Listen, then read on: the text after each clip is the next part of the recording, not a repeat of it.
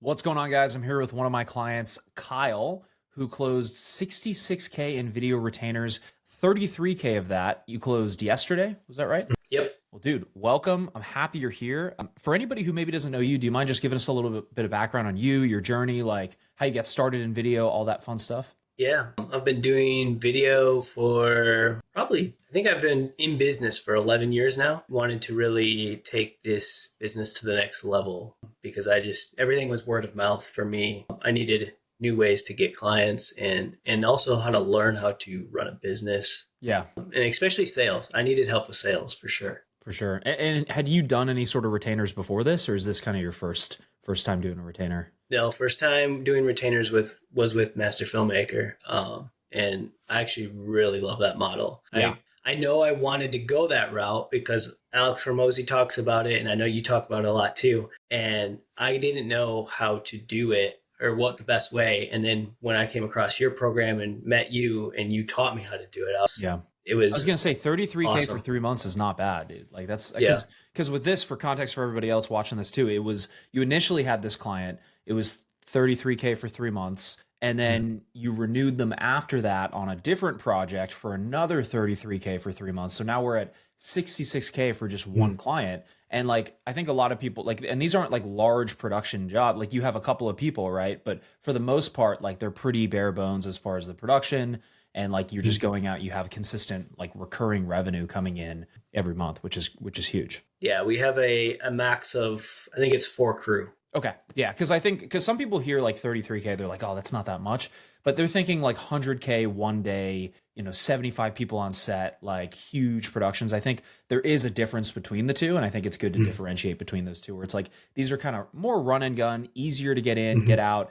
They're not heavy lift. And then you get that recurring revenue for the business, which is a huge part of the model. And what were kind of the things that made you wanting to go into the retainer model as opposed to like doing the one-off stuff in the past? Repeat business. That's exactly it. Because I've been doing one-off stuff for the last 10 years. I knew there was just a shift in different mindsets that I needed, but also Alex Ramosi preaches about being retainer model in service businesses, and that's what we are. Yeah. And so I really wanted to get into retainer stuff because I want repeat business. I want to be able to tell, like, foresee what I'm going to make at least for the next 3 months. But I would, hopefully the goal is to have people for 12 months. Yep. But I think it's just more important to build upon and then move myself out of the business little by little and more just into sales. No, and as far as the like having the recurring revenue, right? It's all about revenue retention too, right? Where it's like you have a client, if you can get a client, keep a client, and then that client stays with you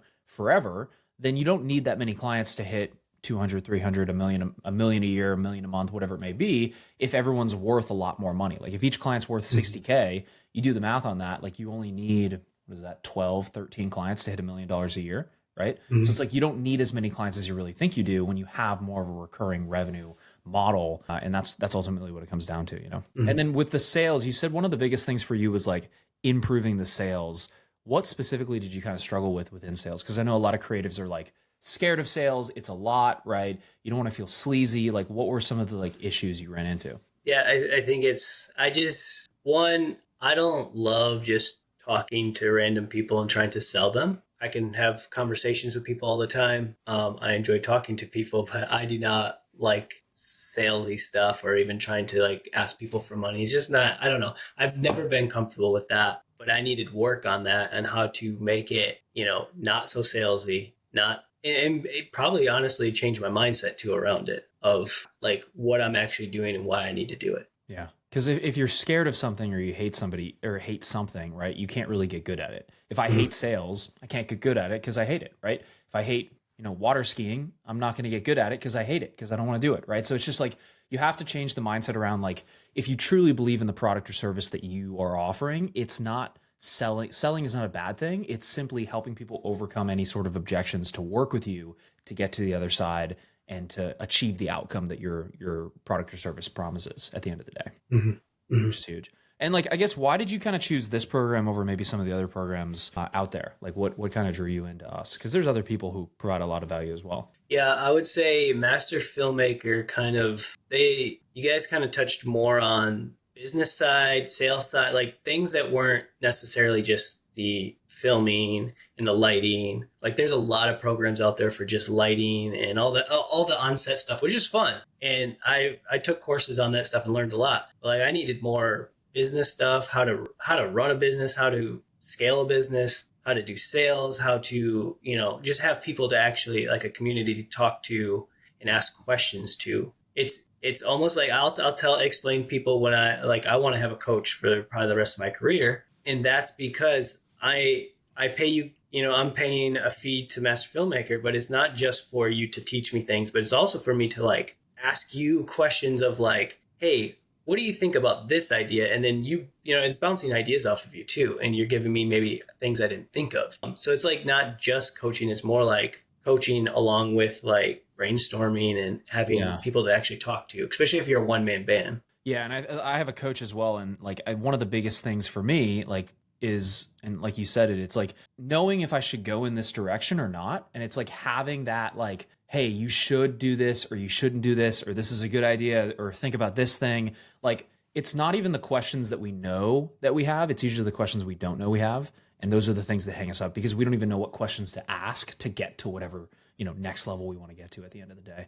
And that's the huge part of it, is like having somebody you can bounce ideas off of. And like, I'm a huge proponent of that. I pay lots of money for coaching for myself. And it's like, I have to do that if I'm going to ask other people to pay me. And, that's ultimately what it comes down to. If you're a video provider and it's like, you ask people to pay you high fees, but you're not willing to invest back into yourself, then it's really difficult to do that because like, you're not investing in the asset. It's like, why would other people want to, And I guess like, has there been anything in particular about the program that has helped? I know we've gone through coaching and sales and stuff like that, but is there maybe anything else that you feel like has been helpful, maybe within the community or anything like that? Yeah, I would say, I feel like everybody in the Master Filmmaker community, like all other people that are paying like me and even coaches out there, I feel like everyone wants to see each other succeed.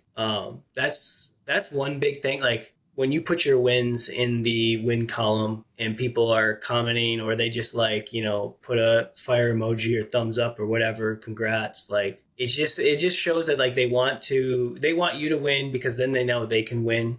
Yep.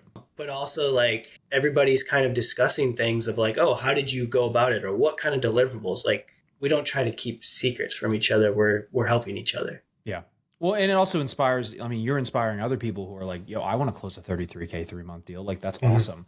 And it just like, I think it expands the mental limitation of a lot of people think, oh, I can't charge more than this, or people won't pay that. And it's like putting yourself in a position where other people are literally doing it and showing you they're doing it is like, oh shoot, maybe that's just like a limiting belief that I have, which is huge. And last question, I guess, if anyone's maybe like on the fence about booking a call, speaking with us about the program, I guess like what advice would you give them, kind of knowing what you know? I would say, book the call and ask all the questions that you have. Like, truly ask the questions, because whatever you're on the fence about, it could be, just a disbelief in yourself or just a mindset change. But also maybe it's not for you. Programs aren't for everybody, but I bet you it is, especially if you've liked the content that you've seen so far. I would book the call because, one, you need a coach if you're a business owner. And two, just like I love the result I've gotten. And there's people that have had way more closes than I have. Some people made way more, and I'm satisfied and I'm happy. And I know that Master Filmmaker is going to help me every step of the way to succeed, because then that means they succeed. Yeah. And it's just literally the beginning for you, man, too. So I'm super excited for you. And I appreciate your time. I'll let you get back to closing deals, and we'll do another one of these when you're closing huge multiple six-figure deals and go from there. Sounds good. Awesome.